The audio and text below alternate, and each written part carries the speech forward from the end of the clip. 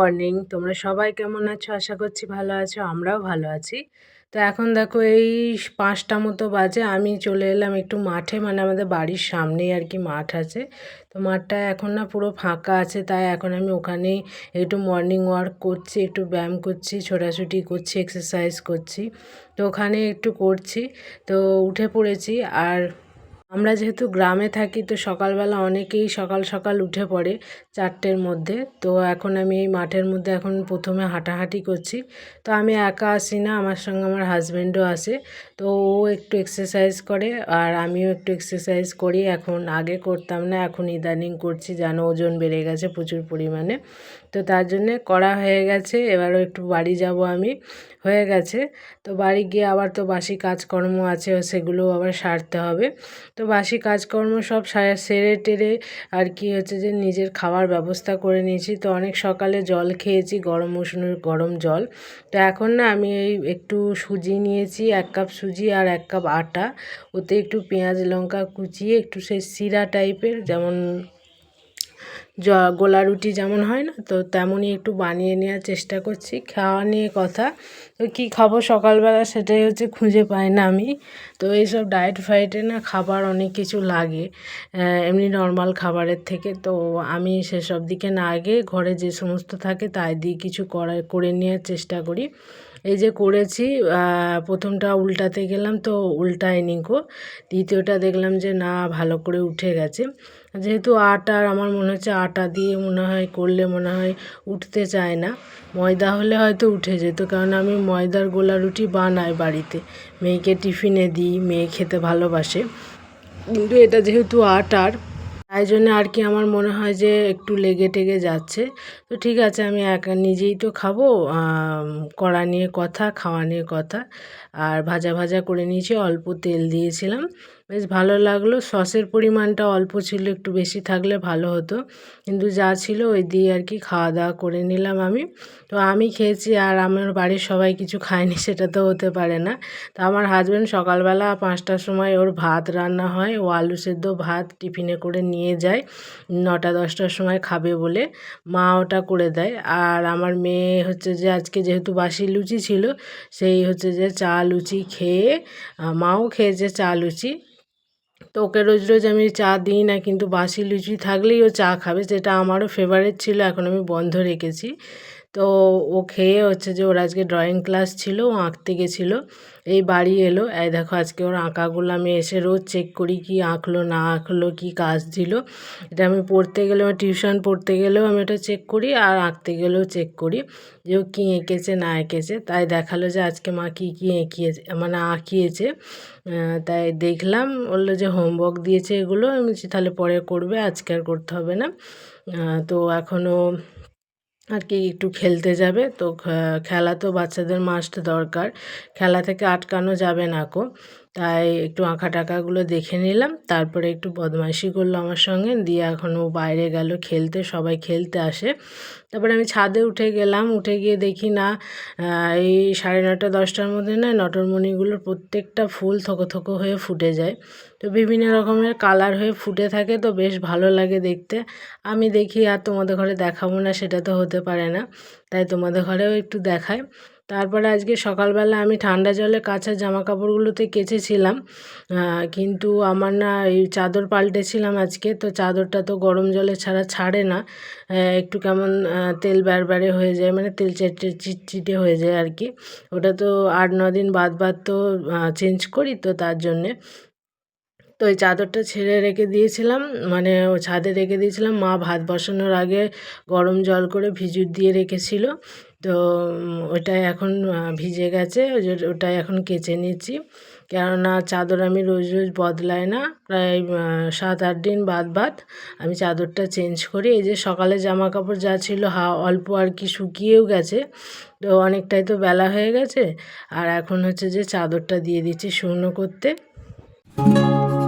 শুকনো করতে দিয়েছে যে আবার রান্নাঘরে চলে এলাম। আজকে না গোটা গোটা ডিমের একটা কাই বানাবো, কারি আর কি।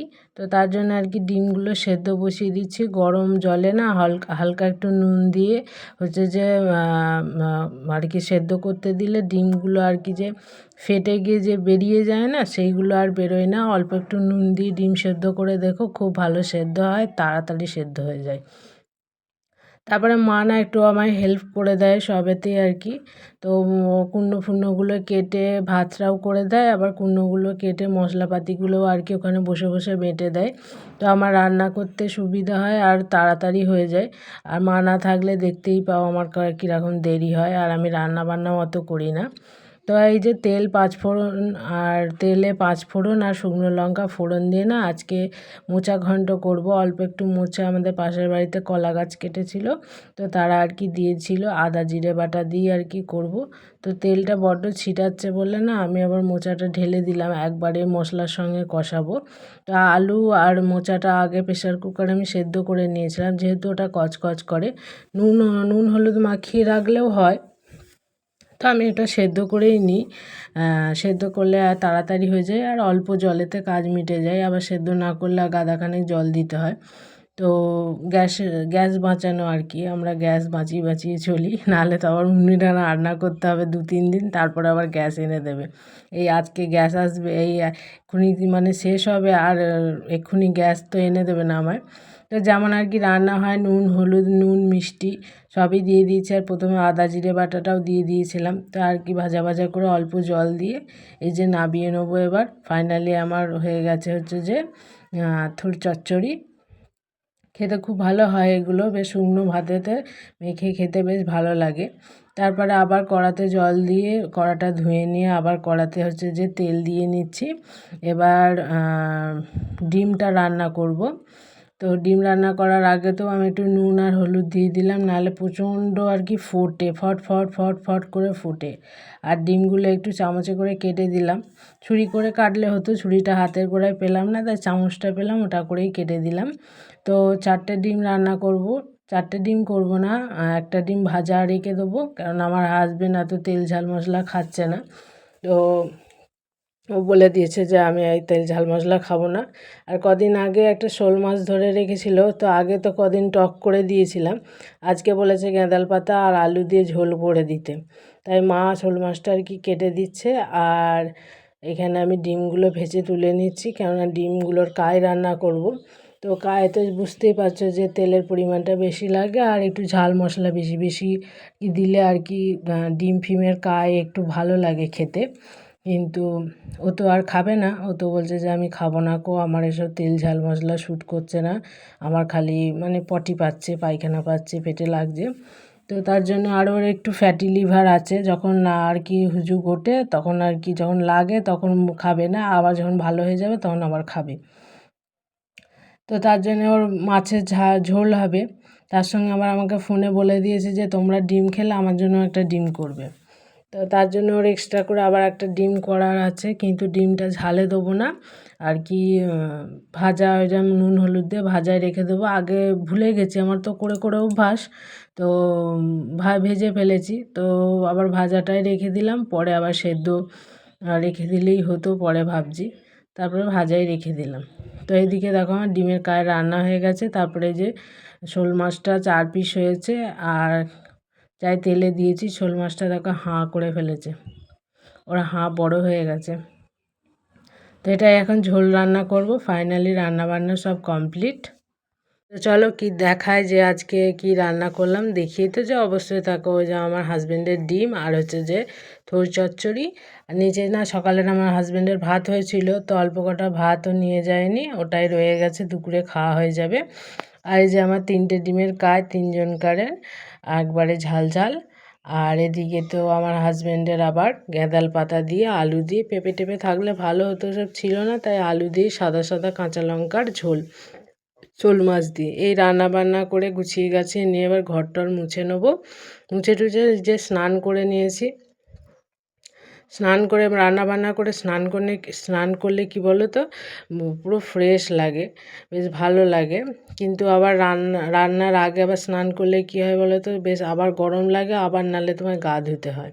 তো অলরেডি আমি সকালবেলা গা ধুয়েই রান্না করি, সেটা নয় কো, কিন্তু রান্নার পরই স্নানটা করি আমি বেশিরভাগ সময়। কিন্তু যখন কোনো উপোস থাকে তখন আগে চান করি, সেটাই হচ্ছে। আর এ দিয়ে একটু সানস্ক্রিন মেখে নিচ্ছি। সানস্ক্রিনটা আমার দুপুরে সকালে মাখার কথা রান্না বান্না করার সময় কি ছাদে যাওয়ার সময়, কিন্তু আমি স্নান করে মাখি, কেননা তখন তো আর আমি মুখ ধুই না ফেস ওয়াশ দিয়ে। তো স্নান করার সময়তেই আর কি মুখটা ধুই। এই সানস্ক্রিনটা মাখলে না মুখটা বেশ ভালো লাগে দেখতে, তো তাই জন্যে আর কি মাখি। তো এই সানস্ক্রিনটা আমার খুব স্যুট করে। তারপরে হচ্ছে যে একটু সিঁদুর পরে নিচ্ছি, কেননা স্নান করার পর হচ্ছে যে সিঁদুর পরলে বেশ ভালো লাগে, তার সঙ্গে যদি একটু সিঁদুরের টিপ পরা যায় আরও বেশি ভালো লাগে। তো চলো এবার গিয়ে খাওয়া দাওয়া করি। তো গুড ইভিনিং সবাইকে। তো একটুখানি বেরিয়েছিলাম, কেননা মেয়ের কিছু প্রজেক্টের জিনিস লাগতো, তো গরমের ছুটিতে অনেক প্রজেক্ট দিয়েছে, তো তার জন্য কিছু লাগতো, আর বাজারেও অনেক কিছু আর কি লাগতো, ওগুলো আর কি করে নিয়ে এলাম। তো চলো দেখাই তোমাদের ঘরে। তো নিয়ে এলাম হচ্ছে যে এই যে সানলাইট নিয়ে এসেছি, আর হচ্ছে যে এই যে তেল নিয়ে এলাম, অল্প করে চিনি নিয়ে এলাম, চিনি যেহেতু অল্প খাওয়া হচ্ছে, একটু রুটি দিয়ে খাওয়ার মতো একটু মটর ডাল নিয়ে এলাম আর কি, মটর কিছু বাজার করে নিয়ে এলাম।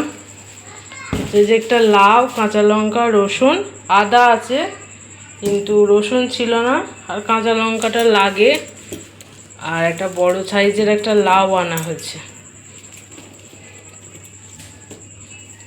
তো এই আজকে বাজার আনা হয়েছে আমার। তো চলো এখন রাখি এগুলোই। এখন ভাজি হচ্ছে যে পটল, কেননা রাত্রিরে আজকে খাওয়া হবে ভাত, তো গরম গরম ভাতের সঙ্গে আলু ভাতের সঙ্গে আর কি পটল ভাজাটা খেতে বেশ বেশ ভালো লাগে, তো তার জন্য আর কি পটল ভাজি। আর ওখানে আমার কালকের দুপুরের অল্প কটা ভাত আছে, এগুলো দিয়ে দেবো। আর বিকেলবেলা আমার হাজব্যান্ড কটা মাছ ধরেছে, পুঁটি মাছ, তো গরম ভাতে আর কি ভেজে দেবো এগুলো।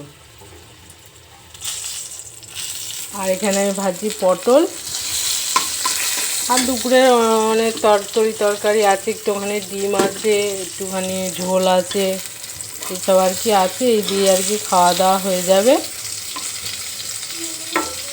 আর ওই উনুনে হচ্ছে ভাত ওইখানে। তোর পড়া হয়ে গেছে? বইটা গুছাবো। পড়া হয়ে গেল? এটাই জিজ্ঞাসা করতে এসেছি। আর এখানে না লঙ্কা ভেজে রেখেছি, আগে থাকতে মাছ ভাজবো, তো তাই লঙ্কাটা ভাজতে পারবো না। আমি খাবো না। ভাতটা খেয়ে তারপরে শোবে। ও রোজের এই বায়না, দুপুরবেলা ঘুমাবে না, আর সন্ধে হলে এই সাড়ে আটটা বাজতে দেবে না, ঘুম পেয়ে যাবে। আর এখানে আমি ভেজেছি হচ্ছে যে লঙ্কা, আলু ভাতে মাখবো। তো আমি ওকে বলি যে গরম পড়েছে এখন, দুপুরবেলায় যেহেতু গরমের ছুটি আছে তাহলে একটু ঘুমোতে পারে। তো আজকে ঘুমালো না, কদিন ঘুমালো যেন রাতাবাদি জেগেছিল, তো আজকে আর ঘুমালো না, তাহলে আজকে কি করে জেগে থাকবে? বলছে ভাত খেয়ে তারপরে শুতে হবে। কিছু না খেয়ে শুলে হয়? সন্ধ্যেবেলা আমরা তেমন কিছু খাচ্ছি না এখন, চা টা মুড়ি বিস্কুট কিছুই খাই না এখন সন্ধ্যেবেলা। তো সন্ধ্যেবেলাটা এখন পুরো গরমের জন্য স্কিপ করে যাচ্ছি, রাতের খাওয়া দাওয়াটা যাতে তাড়াতাড়ি করে ফেলি। তো এখন প্রায় বাজে 8:30। ওদিকে ভাত হচ্ছে, আমার পটল ভাজা হয়ে গেছে, খালি মাছগুলো ভাজবো, হয়ে যাবে। তো চলো পটলগুলো তুলে নিয়ে আগে। তো মাছের পিসগুলো যা সুন্দর, ভাবলাম যে একদম কালকে কচু দিয়ে, আলু দিয়ে, মাছ দিয়ে, বেগুন দিয়ে একটা তরকারি করবো, কিন্তু এই মাছগুলো হচ্ছে যে রাত্রিরেই হচ্ছে ভাজা খাবে, তো তার জন্য একটু থাক, গরম গরম ভেজে দেবো, ভাত দিয়ে খেয়ে নেবে। ঠিক আছে।